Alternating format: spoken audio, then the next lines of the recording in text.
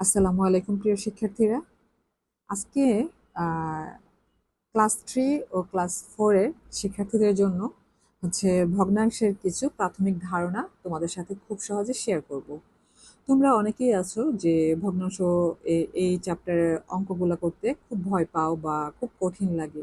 আসলে এ ব্যাপারে আমাদেরকে আরেকটু কি বলে ক্লিয়ার ধারণা যদি আমরা রাখি তাহলে কিন্তু এই ব্যাপারগুলো আর কঠিন লাগবে না। প্রথমে আমাদের বুঝতে হবে ভগ্নাংশ কি। আমরা যখন সম্পূর্ণ একটা অংশকে ভেঙে টুকরো টুকরো করব সেই অংশগুলোই হচ্ছে ভগ্নাংশ।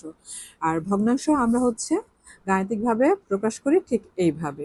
তো এখানে ধরো একটা লাঠি সম্পূর্ণ অংশ ছিল, এটাকে আমরা কয়টা ভাগে ভাগ করেছি? একটা, দুইটা, তিনটা, চারটা।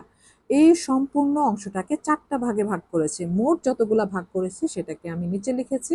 সেখান থেকে আবার একটা ভাগ, ধরো এই লাঠির একটা অংশ তোমাদের ছোট বোনকে দিয়ে দিতে হবে, সে একটা অংশ আমি উপরে লিখেছি। এই যে 4 ভাগের 1 অংশ দিয়েছি, এটাই হচ্ছে ভগ্নাংশ।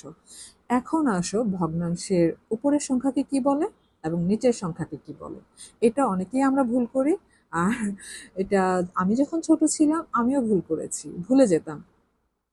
তো আজকে খুব সহজ একটা টেকনিক তোমাদের সাথে শেয়ার করব। এটা যদি তোমরা বাসায় প্র্যাকটিস করো আমার মনে হয় কোনোদিন ভুলবে না। ভগ্নাংশের উপরের যে সংখ্যাটা সেটাকে বলে হচ্ছে লব, আর নিচের সংখ্যাটাকে বলে হর।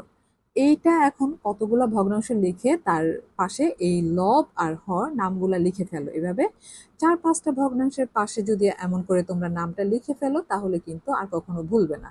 ভগ্নাংশের উপরের সংখ্যাটাকে বলে লব আর নিচের সংখ্যাটাকে বলে হর।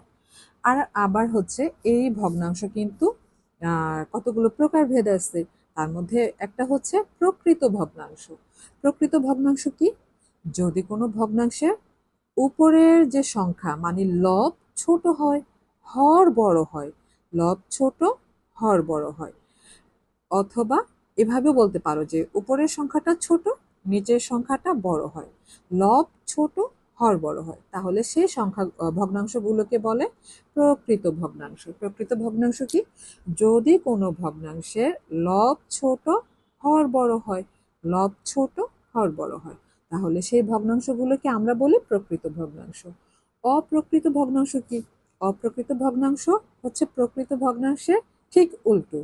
এখানে লব বড় হবে, হর ছোট হবে, লব বড়, হর ছোট, অথবা লব ও হর একই সংখ্যা হবে, যেমন উপরেও 3 নিচেও 3।